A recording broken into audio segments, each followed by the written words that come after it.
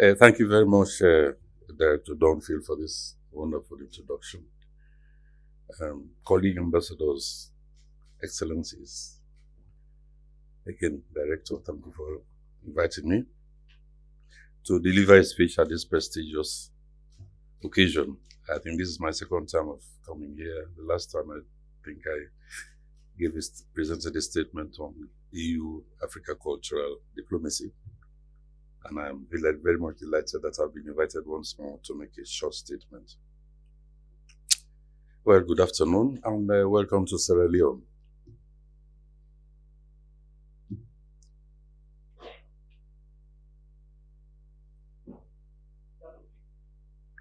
This is a very short skit about Sierra Leone. It's not going to take too long. It's about 2 minutes. It's just to show you the picturesque situation in Sierra Leone, particularly what entices tourists and things like that.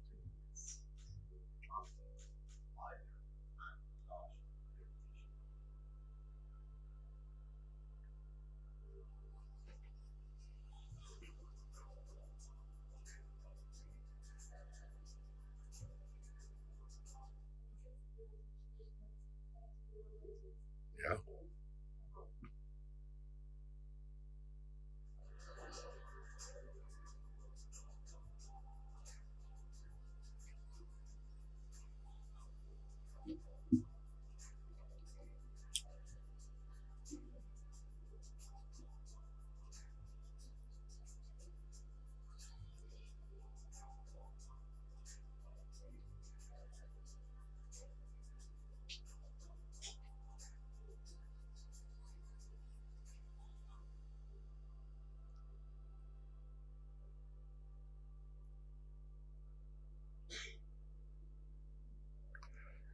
This is just to whet your appetite about what I'm going to talk about a country in West Africa where women play a very important role. I can see my colleague ambassador laugh or smiling and the other females laugh. The title of my presentation is The Role of Women in Development and Peace Building in Sierra Leone. It is both an honor and a profound responsibility to address you today on a subject that lies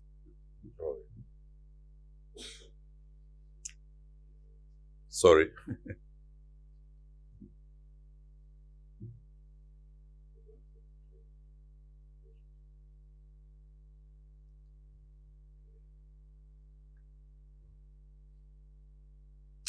It is both an honor and a profound responsibility to address you today on a subject that lies very much at the heart of our nation's progress, the role of women in development and peace building. As I can see, all the female attendees are smiling, and I think this is a topic that lies very much at our heart.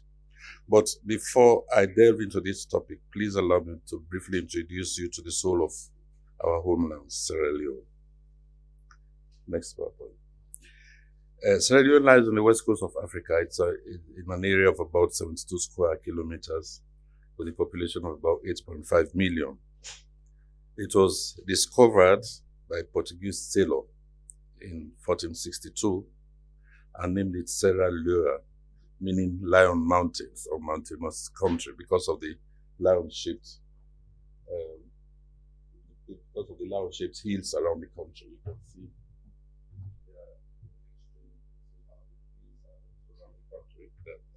the city particularly. It is blessed with breathtaking natural beauty, a vibrant cultural mosaic, and a profound historical significance.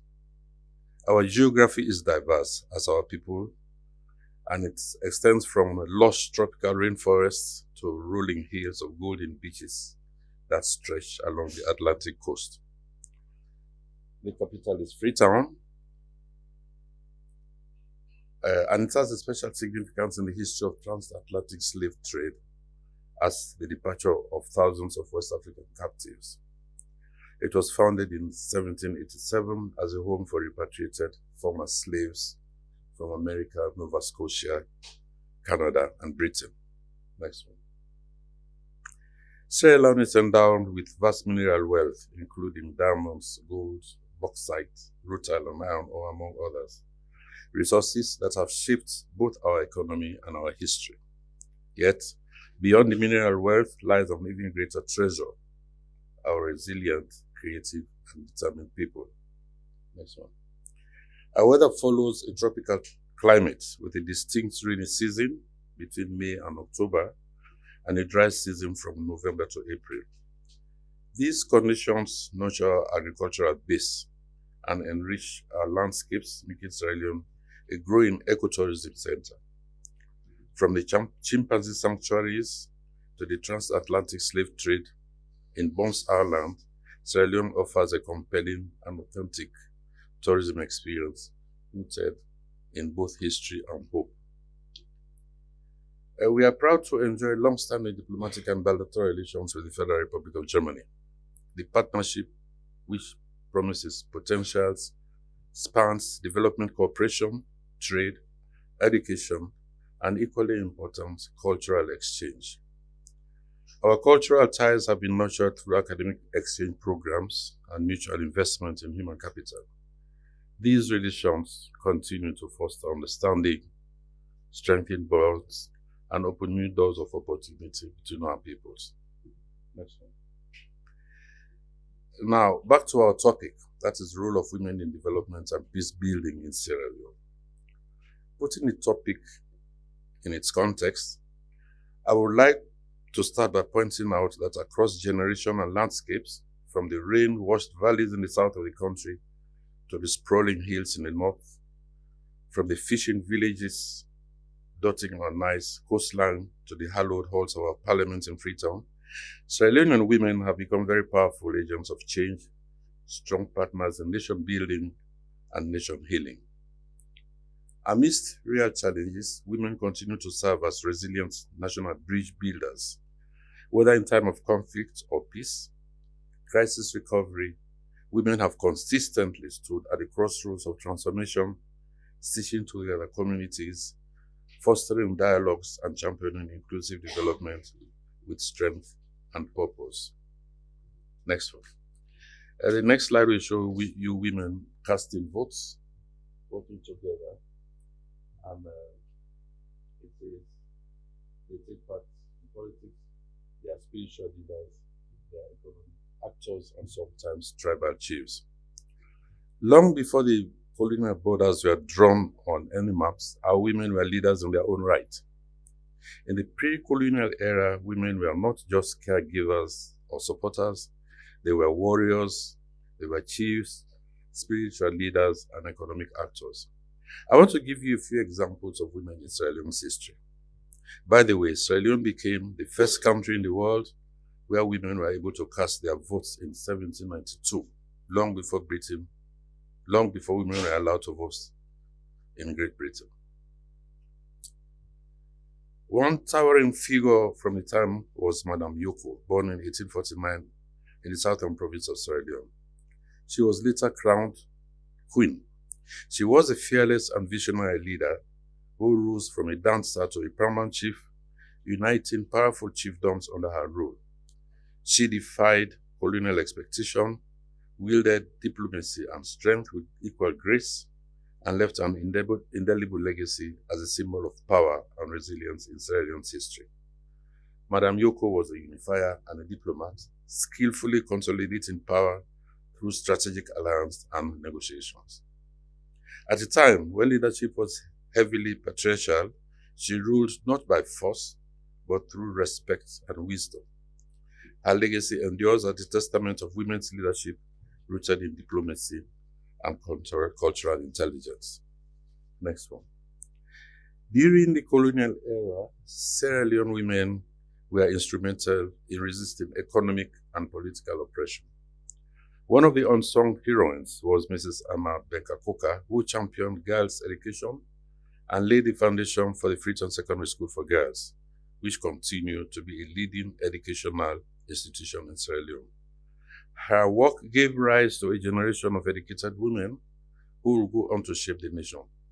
Freetown Secondary School for Girls accepted students from all over West Africa, regardless of its ethnicity. For her efforts, she was awarded a member of the British Empire, MBE, in 1944. In her latter part of life, she moved to London, where she joined the Labour Party and became an important voice in the campaign for nuclear disarmament. Mrs. Constance Cummins-John is another pioneering figure. She was the first woman to be elected to the Freetown City Council in 1938 and later became the first female mayor of Freetown. She advocated for workers' rights, education for girls, and social welfare reform. Her legacy proves that Sierra Leone's march to independence was walked not only by men with loud voices, but by women with determined hearts. Madam Ella Koblo Gulama, after independence, women continued to lead in transformative way. One such figure was Paramount Chief Madam Ella Koblo Gulama, the first woman to hold a cabinet position in post-independence Sierra Leone. She was a strong advocate for rural development, education, and female participation in governance. Her life symbolized the successful fusion of traditional authority and modern statecraft. She played a crucial role in mediating conflicts and maintaining peace within her community. In the difficult period following independence, especially during civil war, Sierra Leonean women became essential to peace building. From the masked women in the north to the mothers of the east, women engaged into civil society groups, demanded peace, and served as mediators in organizations such as the 50-50 Group and the Women's Forum. Examples of such women are Shirley Bujama. Next, Joy.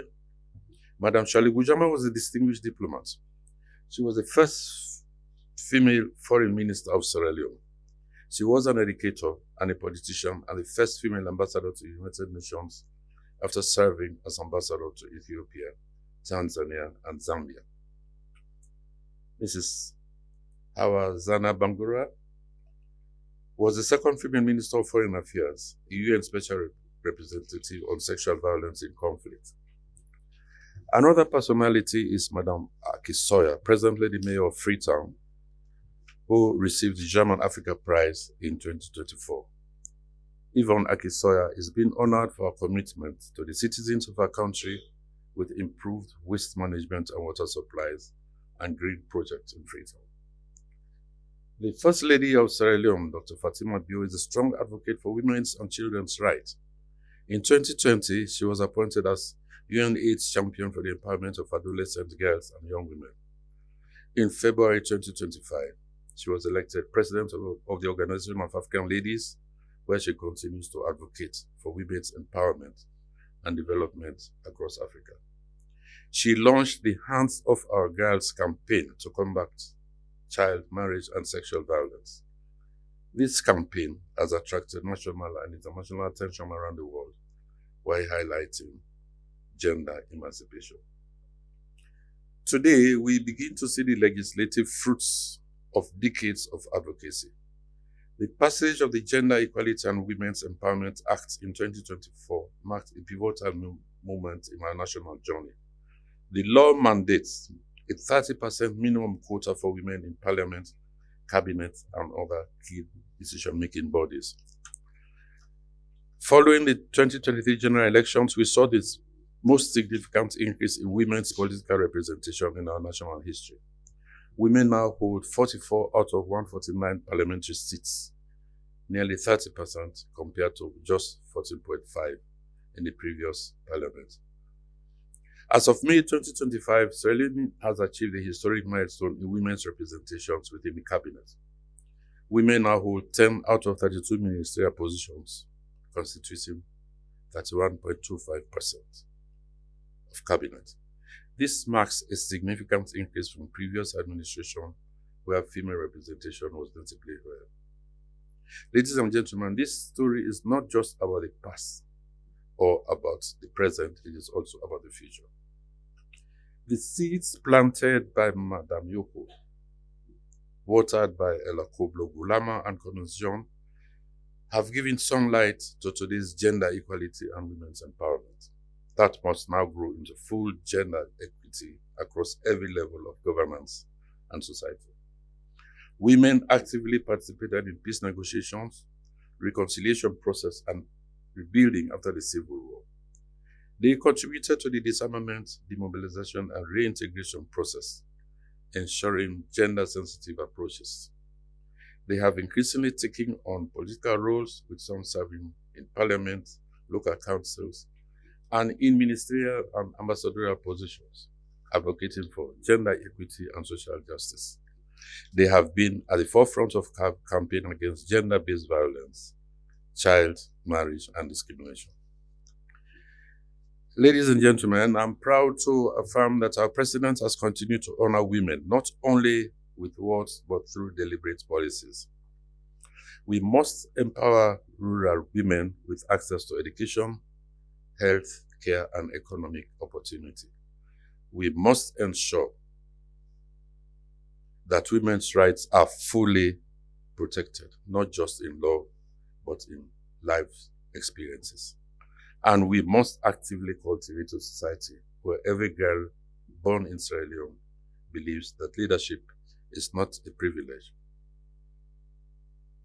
to be negotiated, but a right to be claimed. In closing, please allow me to quote from a prominent female activist. We women know and communicate well. We are in the homes, we are in the markets. We go out on the streets. We see things that other people don't see. Women are not just peacemakers, but also decision makers.